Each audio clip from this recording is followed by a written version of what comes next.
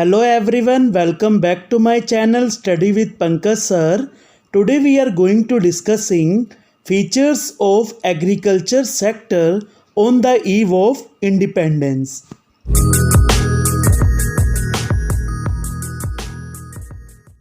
On the eve of independence, Indian economy was primarily an agrarian economy.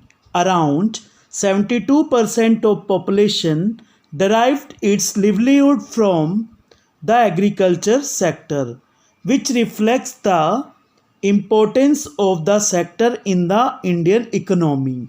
However, this sector suffered from deep stagnation and chronic backwardness. Independence से पहले Indian economy जो थी agrarian economy थी। 72% population independence से पहले किसमें engage थी? Agriculture sector में। 72% पॉपुलेशन का जीने का सहारा एग्रीकल्चर सेक्टर था, जिसकी वजह से एग्रीकल्चर सेक्टर जो था बहुत इम्पोर्टेंट सेक्टर था इंडियन इकोनॉमी में। लेकिन एग्रीकल्चर सेक्टर में ग्रोथ नहीं थी, प्रोडक्शन और प्रोडक्टिविटी एग्रीकल्चर सेक्टर में नहीं थी। इसका रीज़न ये था, जब ब्रिटिशर्स इंडिया में आए उन्होंने एक लैंड सेटलमेंट सिस्टम इंडिया में स्टार्ट कर दिया, जिसमें ये था कि ज़मींदार थे और फार्मर्स थे। फार्मर्स को टिलर्स भी कहते हैं। ज़मींदार थे यानी जिनकी ज़मीन थी, और फार्मर्स ज़मींदार्स की ज़मीन में काम करते थे। जब क्रॉप्स पक जाते थे तो ज़मींदार्स फार्मर्स को इतना ही क्रॉप देते थे कि बस वो अपनी ज़िंदगी अच्छे तरीके से बिता सकें, पेट भर के बस खाना खा सकें।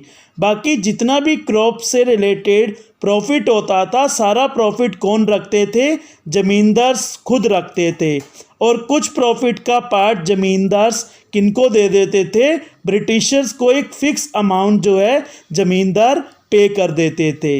लैंड सेटलमेंट सिस्टम चलने की वजह से ज़मींदार एग्रीकल्चर सेक्टर में ध्यान नहीं देते थे। एग्रीकल्चर सेक्टर में कितना प्रोडक्शन हो रहा है, कितनी प्रोडक्टिविटी हो रही है, इसमें ज़मींदार ध्यान नहीं देते थे, जिसकी वजह से क्या हुआ?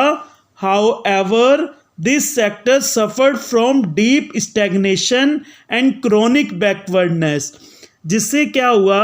एग्रीकल्चर सेक्टर में बिल्कुल डेवलपमेंट नहीं हुआ और कोई भी एग्रीकल्चर सेक्टर में ग्रोथ नहीं हुई। Now we are discussing features of agriculture sector on the eve of independence.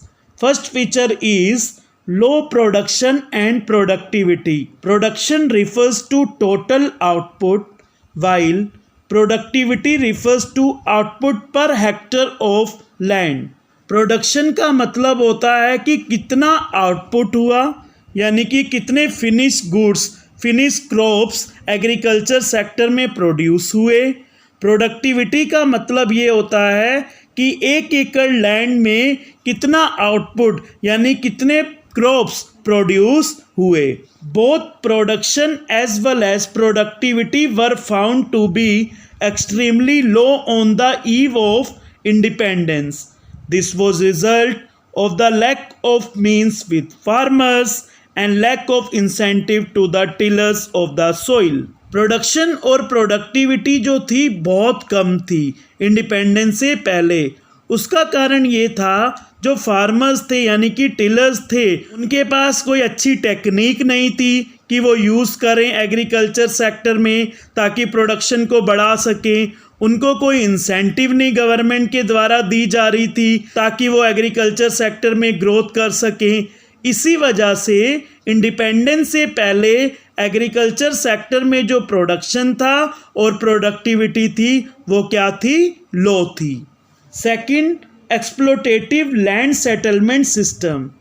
The British government in India introduced a unique system of land settlement. It set up a triangular relationship among the government, owner of the soil, and the tiller of the soil. This was popularly known as zamindari system of land settlement. Britishers ने land settlement system start किया। ये एक unique system था। इस system को जमींदारी system of land settlement भी कहते हैं। इस सिस्टम में ये था कि जो जमींदार थे यानी ओनर ऑफ सॉइल थे, वो अपनी ज़मीन किसको दे देते थे? टिलर ऑफ द सॉइल को। टिलर ऑफ सॉइल कौन थे? फार्मर्स। फार्मर्स को अपनी ज़मीन दे देते थे। फार्मर्स क्या करते थे? वहाँ पर क्रॉप्स को लगाते थे। जब क्रॉप्स पक जाते थे तो कुछ crops owner of a soil, tiller of a soil को दे देते थे ताकि वो अपनी ज़िंदगी बिता सकें। बाकी जितने भी क्रॉप्स होते थे उसका जो फ़ायदा होता था वो किसको मिलता था? ज़मींदार्स को मिलता था। और इससे भी ज़्यादा सबसे ज़्यादा फ़ायदा किसको मिलता था? ब्रिटिश गवर्नमेंट को। ज़मींदार जो थे वो ब्रिटिश गवर्नमेंट को कुछ फिक्स अमाउंट पे करते थे। तो ये सिस्टम क्या था? Zamindari system of land settlement. Third, forced commercialisation of agriculture. Commercialisation of agriculture refers to shift from subsistence cultivation to cultivation of cash crops for market. Farmers were forced to grow commercial crops to cope with the needs of British industry. Commercialisation of agriculture का मतलब ये होता है कि subsistence cultivation से change होके cultivation किसका करना? कैश क्रॉप का। इसमें भी किसका फ़ायदा था? ब्रिटिशर्स का फ़ायदा था। ब्रिटिशर्स ने ब्रिटेन में इंडस्ट्रीज सेटअप करी। कौन सी इंडस्ट्री सेटअप करी थी? Textile industry. टेक्सटाइल इंडस्ट्रीज में क्लोथ्स बनते थे और ब्रिटिशर्स ने इंडिया में ये फोर्स करा कि जो इंडियन फार्मर्स हैं वो क्या करें? कैश क्रॉप लगाएं। कैश क्रॉप कौन कौन से थे? इंडिगो को लगाएं ताकि वो जो कैश क्रॉप इंडिगो इंडिया में प्रोड्यूस होगा उसको एक्सपोर्ट किया जाए ब्रिटेन में, ताकि वो अपनी ब्रिटेन में जो टेक्सटाइल इंडस्ट्री है उसमें इंडिगो का यूज़ करके डाइंग और ब्लीचिंग कर सकें अपनी टेक्सटाइल इंडस्ट्री में। इसमें भी फ़ायदा किसका था? ब्रिटेन का फ़ायदा था, ताकि ब्रिटेन में वो इंडस्ट्री सेटअप कर रहे थे। ब्रिटेन के जो रेसिडेंट्स थे उनको एम्प्लॉयमेंट अपॉर्चुनिटीज़ प्रोवाइड कर रहे थे, वहाँ पर जो है अपने कंट्री में ग्रोथ कर रहे थे। तो इसमें भी किसका फ़ायदा था? ब्रिटिशर्स का फ़ायदा था। Farmers were forced to shift to produce indigo as it was required by textile industry in Britain for dyeing and bleaching of textile.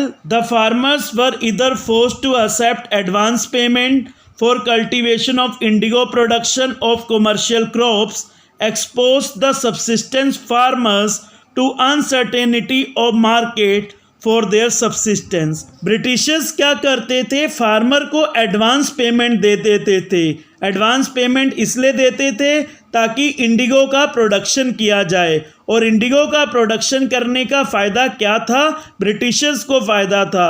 ये फ़ायदा था कि जो इंडिगो का प्रोडक्शन होगा वो इंडिगो कहाँ भेजे जाएंगे? ब्रिटेन में। वहाँ पर इंडस्ट्री सेटअप की जाएगी ताकि वहाँ लोगों की एम्प्लॉयमेंट अपॉर्चुनिटी दी जाएगी। फार्मर्स जो थे इंडिया में मजबूर हो जाते थे क्योंकि इंडिया में पॉवर्टी थी। फार्मर को मजबूरी में एडवांस पेमेंट लेना पड़ता था और ज़बरदस्ती इंडिगो का प्रोडक्शन करना पड़ता था क्योंकि फार्मर्स की क्या थी? मजबूरी थी। लेकिन इन सब चीज़ों में फ़ायदा किसका हो रहा था? ब्रिटेन का। Fourth, lack of investment in agriculture infrastructure. The colonial government or zamindars took no interest in promoting investment in agriculture infrastructure. Permanent means of irrigation were a far cry. Agriculture was heavily dependent on rainfall and therefore continued to be uncertain. Independence से पहले agriculture infrastructure पे बिल्कुल investment नहीं करते थे। Colonial government और ज़मींदार उन्होंने कभी भी एग्रीकल्चर इंफ्रास्ट्रक्चर में इन्वेस्टमेंट नहीं करा। एग्रीकल्चर सेक्टर किस पे डिपेंड था? रेन पे डिपेंड था। इरिगेशन फैसिलिटी बिल्कुल नहीं थी। और इसीलिए एग्रीकल्चर सेक्टर में प्रोडक्शन और प्रोडक्टिविटी क्या थी, लो थी। Next, golf between owners of the soil and tillers of the soil. Agriculture during the British was characterized by huge gulf between owner of the soil on the one hand and tillers of the soil on the other. While the owners shared the output, they share the cost of production. They merely interested in maximizing their rental income.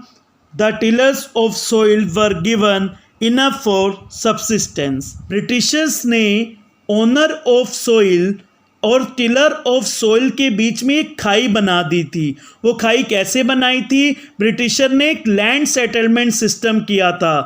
जितना भी फ़ायदा agriculture sector में होता था वो कौन रखते थे? Owner of a soil. और जो टिलर्स ऑफ अ सोइल उनको सिर्फ इतना दिया जाता था बस वो अपनी ज़िंदगी बिता सकें। बाकी जितना भी पैसा एग्रीकल्चर सेक्टर से आता था वो किसको मिलता था? ओनर ऑफ अ सोइल को। और ओनर ऑफ अ सोइल वो पैसा कुछ ब्रिटिश गवर्नमेंट को। तो तभी एग्रीकल्चर सेक्टर में जो थी ग्रोथ नहीं थी। 6. Small and fragmented holding. Land holdings were both small and well fragmented. Fragmented holding means a piece here and a piece there.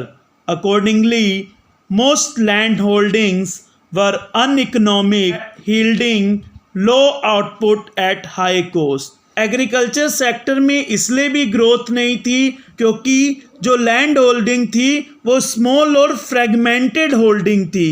यानी कि फार्मर्स को कुछ पार्ट एक जगह दे दिया जाता था, कुछ पार्ट एक जगह दे दिया जाता था। यानी कि एक पीस ऑफ लैंड एक जगह दे दिया, एक पीस ऑफ लैंड एक जगह दे दिया जाता था। जिससे क्या होता था? कॉस्ट ज़्यादा लगती थी, आउटपुट कम होता था, प्रोडक्शन कम होता था। Next, subsistence outlook. Farming was taken mostly as a means of subsistence. Subsistence farming is a form of farming in which crops are produced to provide for basic needs of the family. There is little surplus left for sale in the market. Independence से पहले agriculture sector जो था subsistence outlook लगता था। Farming जो भी होती थी सिर्फ इतना होता था कि अपनी फैमिली की नीड को पूरी कर सके। जितनी भी क्रॉप्स होती थी सिर्फ इतनी होती थी कि फार्मर अपनी फैमिली की बेसिक नीड को पूरी कर सकते थे। थोड़ी बहुत जो सरप्लस होती थी वही जो है मार्केट में फार्मर सेल कर पाते थे। Thank you for watching. Those who have not subscribe my channel, please like, share and subscribe my channel and press the bell icon. Thank you.